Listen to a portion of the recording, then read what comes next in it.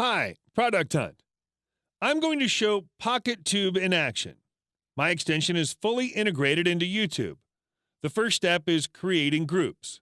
Subscription groups are available on the left sidebar anytime. Next, classify your subscriptions by group. You can set groups for a channel near the subscribe button on the channel page or video page. Click on subscription groups and open the full group dashboard. You can create a group tree, set a custom icon using our icons pack, or upload your own.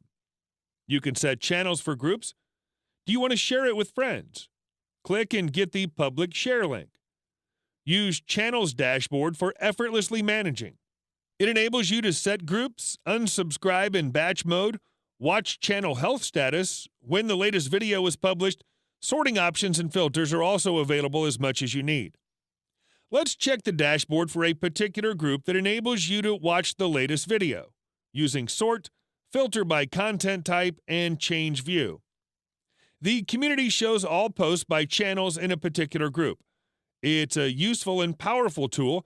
Try to use and make YouTube great again.